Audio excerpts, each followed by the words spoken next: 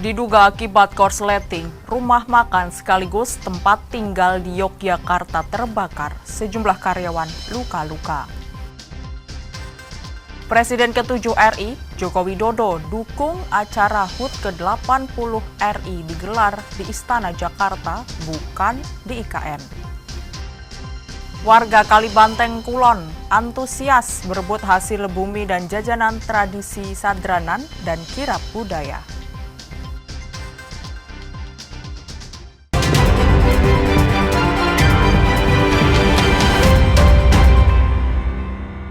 Saudara, bagaimana kabar Anda hari ini? Semoga selalu sehat. Selain 3 informasi tadi, sejumlah informasi menarik lainnya akan kami hadirkan untuk melengkapi Kompas Jateng hari ini. Selama 30 menit ke depan, Kompas Jateng menyajikan informasi independen dan terpercaya seputar Semarang, Jawa Tengah, Yogyakarta. Bersama saya, Novelia Hasanah.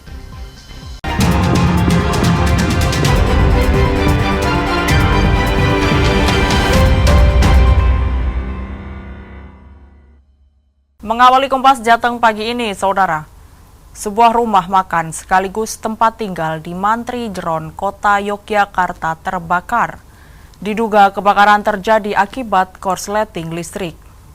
Bangunan rumah makan sekaligus tempat tinggal di Jalan MT Haryono, Mantri Jeron, Kota Yogyakarta terbakar pada Minggu malam. Belum dapat dipastikan penyebab kebakaran, namun diduga kebakaran terjadi akibat korsleting listrik. Meski demikian, warga sempat mendengar suara ledakan dari dalam rumah tersebut. Tidak ada korban jiwa akibat peristiwa ini, namun sejumlah karyawan rumah makan mendapat perawatan medis akibat luka-luka. Tahu ya itu ada ledakan atau seperti apa, Bu? Meledak ya? Meledak, gasnya meledak. Terus karyawannya kan cuma saudara-saudaranya. Ada 2 anak kecil. Ini berarti rumah makan atau seperti itu? Rumah makan. Selain upaya pemadaman secara mandiri yang dilakukan oleh warga, sebanyak 7 unit mobil pemadam kebakaran juga dikerahkan ke lokasi kebakaran setelah mendapat laporan dari warga. Jam 8 kurang 10 menit. Berapa unit kendaraan yang diterjunkan, Pak? Pertama kali Posmojo 1, Makoindok 1. Itu pertama kali luncuran ke lokasi, terus Posmojo menambah 1 unit armada 5.000 liter untuk suplai air, untuk penambahan amunisi air untuk pemadaman api di sini, dibantu oleh Kabupaten Bantul juga. Kerugian materi akibat peristiwa kebakaran ini diperkirakan lebih dari 100 juta rupiah. Michael Aryawan, Kompas TV, Yogyakarta. Kita beralih ke sorotan lainnya, Saudara. Pemerintah Kota Semarang lewat program perbaikan rumah tidak layak huni telah memperbaiki sebanyak 920 unit rumah milik warga di tahun 2025. Sebagian besar bantuan bedah rumah tidak layak huni saat ini masih berlangsung. Salah satu warga yang mendapat manfaat dari program perbaikan rumah tidak layak huni atau RTLH adalah Mbah Muhammad yang ada di Kelurahan Mijen, Kecamatan Mijen, Kota Semarang, Jawa Tengah. Di Kelurahan Mijen, selain rumah Mbah Muhammad, ada juga rumah Ibu Indasa yang mendapatkan bantuan bedah rumah. Rasa syukur dan haru dirasakan keluarga Mbah Muhammad saat Wali Kota Semarang, Agustina Wilujeng Pramistuti, mengunjungi langsung lokasi penerima bantuan perbaikan rumah tidak layak huni atau RTLH tahun 2025. Istri Mbah Muhammad tak kuasa menahan haru dan mengucapkan terima kasih atas bantuan pemerintah Kota Semarang dalam program RTLH. Sebelumnya, Mbah Muhammad yang hanya tinggal berdua dengan sang istri memang menginginkan rumahnya diperbaiki karena mengalami kerusakan parah. Namun impian tersebut tak kunjung terrealisasi karena tidak adanya uang untuk perbaikan. Kembali rumah saya ya matur nuwun sangat. Malah juga dibantuan matur nuwun. Sementara itu, menurut Wali Kota Semarang, untuk wilayah Kelurahan Mijen, sebenarnya yang mengajukan RTLH lebih dari 2 unit, namun 2 rumah ini mendapat prioritas karena tingkat kerusakannya yang cukup parah. Lebih lanjut, Agustina mengatakan, untuk tahun 2025, pemerintah Kota Semarang telah memfasilitasi perbaikan 920 unit RTLH Sebagian besar diantaranya sudah dalam proses pembangunan. Kalau setahun ini kita ada 920 unit disiapkan. Beberapa sudah berjalan, yang ringan-ringan lebih mudah dilaksanakan di satu klaster tertentu, berdekatan, kerusakannya mirip, semuanya diberi 20 juta. Itu lebih mudah. Yang penting pelaksanaan sesuai dengan ketentuan, karena ini dilaksanakan oleh kelompok masyarakat. Jadi bukan dinas, bukan yang punya rumah, tapi ada kelompok masyarakat di wilayah itu yang melakukan rapat koordinasi dan lain sebagainya berkelompok. Biasanya terdiri dari para tokoh masyarakat dan RT dan RW yang terkena di dalam program. Bantuan perbaikan RTLH ini tidak diberikan secara langsung lewat dinas ataupun pemilik rumah, melainkan melalui kelompok masyarakat yang terdiri dari tokoh masyarakat, RT dan RW di lingkungan penerima manfaat. Dengan semangat gotong royong dan kepedulian bersama, pemerintah Kota Semarang terus berupaya menghadirkan tempat tinggal yang lebih layak bagi warganya. Tim Liputan Kompas TV, Semarang, Jawa Tengah. Sementara itu, saudara, tak sedikit data peserta jaminan kesehatan nasional dinonaktifkan oleh Kementerian Sosial termasuk di Kota Semarang. Bahkan data bulan Juni 2025 tercatat ada 19.000 lebih peserta JKN Kartu Indonesia Sehat Kota Semarang yang dinyatakan tidak aktif oleh Kemensos. Kepala Dinas Kesehatan Kota Semarang Abdul Hakam membenarkan jika warga Semarang dinonaktifkan JKN dan jumlahnya mencapai 19.547 orang. Namun dia meminta masyarakat untuk tidak panik. Masyarakat diminta mendatangi puskesmas untuk mengaktifkan kembali kartu JKN KIS tersebut. Masyarakat juga bisa menghubungi 1500 112 atau call center Dinas Kesehatan Kota Semarang 024 8318 070. Selain itu, masyarakat masih bisa mengakses layanan kesehatan melalui Universal Health Coverage. Selain itu, data masyarakat pemilik JKN KIS yang nonaktif tersebut masih bisa dimasukkan melalui data terpadu kesejahteraan sosial atau DTKS oleh Dinas Sosial Kota Semarang. Masyarakat Kota Semarang yang saat ini dinonaktifkan, yang tadinya dari JKN KIS, ya, kemudian tiba-tiba kok nanti kartunya nonaktif, tidak perlu panik, tidak perlu khawatir, silakan datang ke puskesmas untuk mengaktifkan kembali, ya, atau nomor 112 bisa dihubungi atau call centernya Dinas Kesehatan bisa dihubungi, nanti segera kemudian bisa diaktifkan kalau memang membutuhkan layanan kesehatan. Kepala Dinas Kesehatan menambahkan jika memang dalam kondisi darurat, penanganan masyarakat yang membutuhkan pelayanan kesehatan akan menggunakan skema UHC. Sebab pemerintah Kota Semarang selalu memberikan penambahan kuota UHC.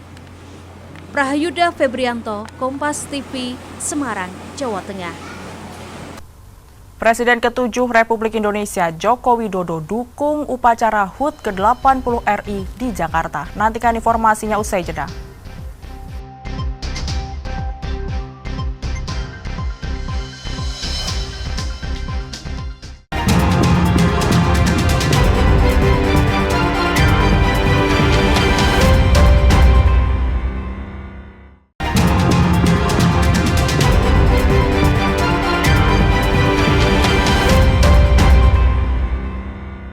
Masih di Kompas Jateng bersama saya Novelia Hasanah.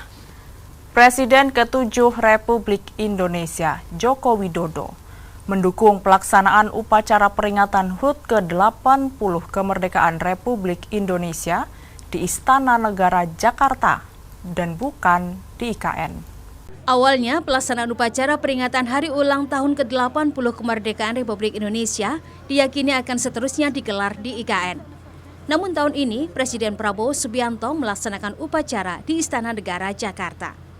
Tentu hal ini memunculkan banyak spekulasi dan anggapan jika IKN tidak akan dilanjutkan. Namun Jokowi merasa pemerintah pasti sudah melakukan pertimbangan secara matang soal ini. Semua keputusan pemerintah kita harus dukung. Karena pasti sudah melalui pertimbangan-pertimbangan yang matang. Ya. Pak Jokowi diundang juga untuk perayaan 17 Agustus. Wah, masih lama, masih sebulan. Seperti diberitakan sebelumnya, upacara peringatan Hari Ulang Tahun ke-80 Kemerdekaan Republik Indonesia akan kembali digelar di Jakarta. Padahal di tahun lalu upacara digelar di IKN dan Jakarta. Widi Nugroho, Kompas TV, Solo, Jawa Tengah. Informasi lainnya, Saudara, Wakil Menteri Perlindungan Pekerja Migran Indonesia, Christina Aryani, mengatakan Korea Selatan menjadi salah satu negara tujuan yang masih menjadi idola bagi pekerja migran Indonesia.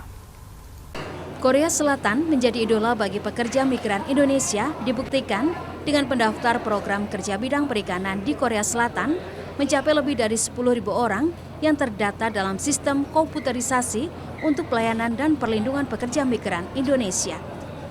Dari 10.000 pendaftar tersebut, terseleksi sekitar 2.200 orang untuk mengikuti tes skill atau kemampuan. Para peserta program Government to Government atau G2G ke Korea Selatan tersebut berasal dari 25 provinsi yang didominasi dari Pulau Jawa, kemudian Kalimantan, Sumatera, Sulawesi, dan terjauh Papua. Untuk kebutuhan pekerjaan yang paling besar di Korea Selatan adalah sektor manufaktur, kemudian perikanan, disusul road industry atau pengelasan meski secara kuantitas masih kecil. Jadi program G2G ke Korea ini merupakan salah satu program yang sangat diminati ya, terlihat dari begitu antusiasnya adik-adik kita mengikuti program G2G. Jadi untuk khusus hari ini kita bicara yang sektor perikanan, nah itu pendaftarnya sampai 10.000 lebih melalui sistem kami, Cisco P2MI. Nah tentunya berproses untuk bisa sampai ke tahap hari ini, yaitu tahap ujian skill test, dan itu pesertanya tinggal 2.200-an, jadi sekitar 21%. Nah tentunya kami mendorong ya agar mereka menyiapkan diri dengan sebaik-baiknya, karena kalau untuk sampai ke tahap ini kan sebelumnya hanya ujian tertulis gitu lewat komputer. Nah sementara kali ini selain interview yang dilakukan langsung oleh tim dari Korea, tapi juga akan ada tes-tes beberapa yang terkait dengan pekerjaan yang nantinya mereka akan lakukan.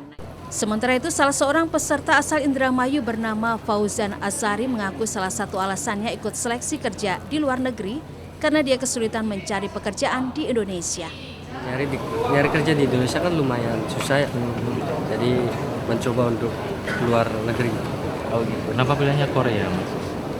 Mungkin karena umumnya Korea ya di sini, jadi ya pilih Korea. Berdasarkan data Kementerian P2MI, jumlah pekerja migran Indonesia yang bekerja di Korea Selatan tahun 2022 mencapai 11.545, sedangkan tahun 2023 mencapai 11.570 dan tahun 2024 mencapai 10.110 orang. Sedangkan data hingga 14 Juli 2025, jumlah pekerja migran Indonesia yang berada di Korea Selatan mencapai 3.828 orang. Prahayuda Febrianto, Kompas TV, Semarang, Jawa Tengah. Masih dari kota Semarang, Saudara. Komisi 13 DPR RI mengapresiasi positif upaya lapas perempuan dalam memberikan bekal keterampilan bagi para warga binaan. Bekal keterampilan tak hanya berguna bagi warga binaan setelah mereka bebas, namun juga diharapkan bisa memberikan hasil bagi keluarga. Komisi 13 DPR RI mengunjungi lapas perempuan kelas 2A Semarang. Dalam kunjungan yang dipimpin Wakil Ketua Komisi 13 Rinto Subekti ini, para legislator memantau sejumlah fasilitas di dalam lapas, mulai dari blok hunian warga binaan, dapur, klinik kesehatan hingga bengkel kerja. Para anggota Komisi 13 mengapresiasi positif upaya lapas perempuan Semarang dalam menciptakan lingkungan yang humanis dan kondusif bagi pembinaan warga binaan, khususnya dalam memberikan bekal keterampilan bagi para warga binaan melalui program bengkel kerja produksi. Ilmu yang didapat dari bengkel kerja diharapkan bisa menjadi bekal usaha untuk memulai kehidupan baru setelah mereka bebas, sehingga memberikan tambahan ekonomi bagi keluarga. Kami Komisi 13 mengapresiasi lapas kelas 2 perempuan di Semarang ini luar biasa. Banyak program-program pembinaan yang sudah dilaksanakan seperti tadi misalkan tadi tenun batik, terus pembuatan roti, dan juga beberapa hal yang tentunya bisa menjadikan satu pelatihan buat warga binaan di manakala dia sudah selesai menjadi warga binaan, biar bisa beradaptasi dengan masyarakat dan bisa menghasilkan menjadi individual yang kreatif dan juga bisa menghasilkan kehidupan ekonomi buat keluarganya dan dirinya sendiri. Sementara itu, Kepala Lapas Perempuan Semarang Kelas 2A Semarang Ade Agustina mengatakan kehadiran Komisi 13 DPR RI memastikan layanan yang diberikan telah sesuai dengan regulasi yang ada. Jadi terkait dengan HAM, mungkin kehadiran beliau-beliau adalah ingin memastikan bahwa layanan yang kami berikan pemasyarakatan sudah sesuai dengan regulasi yang ada. Sehingga untuk memastikan itu, beliau dalam kunjungan kerjanya hadir di Lapas Perempuan Kelas 2 Semarang. Lapas Perempuan Kelas 2A Semarang saat ini diisi sebanyak 274 orang penghuni yang terdiri dari 234 narapidana dan 40 tahanan. Mereka terjerat dalam sejumlah kasus kejahatan, diantaranya pembunuhan, narkoba, korupsi, hingga terorisme. Febriana Mila, Kompas TV, Semarang, Jawa Tengah. Sorotan lainnya, Saudara, dalam safari politik, Presiden PKS periode 2025-2030, Al-Muzamil Yusuf mengajak seluruh kader PKS untuk membangun organisasi yang solid dan militan. Dalam safari politiknya di Kota Semarang, Presiden PKS periode 2025-2030, Al-Muzamil Yusuf meminta kepada seluruh kader PKS untuk pentingnya membangun organisasi yang solid dan militan. PKS akan terus turun ke masyarakat agar PKS kembali tampil sebagai partai yang bersih, peduli, dan profesional. Al-Muzamil mengapresiasi pencapaian DPW PKS Jawa Tengah dalam pemilu 2024, di mana terdapat peningkatan signifikan dalam perolehan kursi legislatif di semua tingkatan. Al-Muzamil menambahkan, kunjungan ini menjadi bagian dari konsolidasi awal kepengurusan PKS, sekaligus untuk membangkitkan semangat kader agar terus berkhidmat kepada masyarakat. Untuk merapikan kita partai kader yang militan, ya, kita minta pengurusnya solid dengan cara membuka berbagai masukan, karena kader kita banyak orang-orang terdidik, jadi pengurus partai harus terbuka dengan masukan partai, simpatisan, ya apapun kita tampung untuk kebaikan partai kita. Lalu ketiga tentu turun kita ke masyarakat. PKS kembali ke bersih, peduli, profesional kita. Jawa Tengah sendiri merupakan provinsi kelima dalam kunjungan safari politik nasional. Sebelumnya, safari politik dilakukan di Lampung, Jawa Barat, Kalimantan Selatan, dan Riau. Selain di Kota Semarang, Presiden PKS juga akan bertemu kader dan pengurus daerah di Solo dan Wonogiri. Senat Puji, Kompas TV, Semarang, Jawa Tengah. Warga antusias berebut hasil bumi dan jajanan di tradisi Sadranan. Nantikan informasinya usai jeda.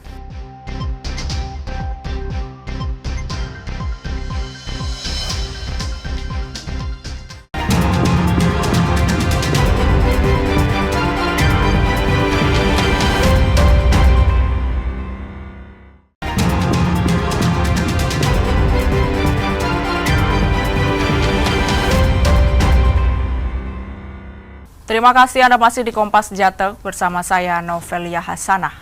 1.000 anak yatim piatu dari berbagai kota di Jawa Tengah mendapat santunan dalam rangkaian Gebyar Muharram.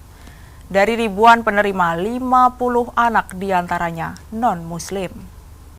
Gebyar Muharram yang diadakan oleh Yayasan Badan Wakaf Sultan Agung ini, selain dalam rangka kegiatan sosial, juga membangun toleransi antar umat beragama. Ketua Umum Pengurus Yayasan Badan Wakaf Sultan Agung Bambang Tribawono menegaskan, dari 1.000 anak yatim piatu yang menerima santunan, 50 diantaranya non-Muslim. Bambang Tribawono menambahkan, agenda ini juga sekaligus merayakan Milad YBWSA ke-75. Menurut Bambang, pemberian bantuan anak yatim piatu dan duafa sangat penting dilakukan, mengingat anak-anak tersebut memang harus mendapat bantuan sesuai perintah ajaran agama Islam yang tertuang dalam Al-Quran. Hari ini terhadap 1.000 anak yatim, itu ada 50 diantaranya yang non-Muslim. Ya, Jadi memang kita menjadikan kegiatan BSA sebagai kegiatan sosial, siar, dan membangun toleransi di antara umat. Selain pemberian santunan 1.000 anak yatim piatu, juga diberikan beasiswa bagi mahasiswa asal Palestina yang kuliah di Unisula sebagai wujud kepedulian dan kemanusiaan. Senat Puji, Kompas TV, Semarang, Jawa Tengah. Sementara itu, saudara, warga Kalibanteng Kulon, Kota Semarang rela berdesak-desakan untuk berebut gunungan hasil bumi dan jajanan dalam tradisi sadranan dan kirap budaya. Kegiatan ini digelar sebagai wujud rasa syukur kepada Tuhan Yang Maha Esa atas limpahan rezeki. Sejumlah warga mengenakan pakaian tradisional saat mengikuti tradisi sadranan dan kirap budaya Sun An Ing atau Sunan Kuning di Kompleks Argorejo, Kelurahan Kalibanteng Kulon, Kota Semarang. Tradisi turun-temurun yang digelar setiap bulan Suro Penanggalan Jawa ini diisi dengan kirap gunungan hasil bumi. Usai dikirap, 3 gunungan langsung diperebutkan oleh warga sebagai bentuk wujud rasa syukur kepada Tuhan Yang Maha Esa atas limpahan rezeki, sekaligus untuk menjalin kerukunan antar warga, serta melestarikan dan mengenalkan budaya Jawa kepada generasi muda. Meskipun tradisi ini sempat lama tidak digelar dan baru digelar tahun 2024, namun warga selalu antusias untuk mengikuti tradisi sadranan dan kirap budaya ini. Seperti diketahui, di wilayah Kalibanteng Kulon terdapat 3 makam leluhur, yakni makam Banteng Wareng, makam Ngepoh, dan makam Sun An Ing yang diyakini sebagai penyebar ajaran Islam di Kota Semarang. Nguri-nguri budaya ini berharap akan berlangsung diadakan tiap tahun. Jadi mungkin dari jalan, dari seluruh masyarakat, dari lintas agama kita akan berjalan. Jadi yang kami harapkan dari masyarakat untuk event-event tahunan ini tetap berjalan. Rasanya ini ketika itu tahun 2004 itu pertama kali kita adakan, dan ini tahun yang kedua. Alhamdulillah antusiasme masyarakat dari RW semua tokoh masyarakat sangat mendukung kegiatan ini. Harapan kami di tahun akan datang lebih meriah lagi. Kegiatan melestarikan dan mengenalkan budaya Jawa kepada generasi muda ini pun ditutup dengan warga berkumpul dan makan bersama atau disebut dengan umbul bujana. Senat Puji, Kompas TV, Semarang, Jawa Tengah. Informasi tadi sekaligus mengakhiri Kompas Jateng hari ini. Saya Novelia Hasanah, mewakili kerabat kerja yang bertugas mengucapkan terima kasih atas perhatian Anda. Selamat mengikuti acara kami selanjutnya, Kompas TV, independen, terpercaya. Sampai jumpa.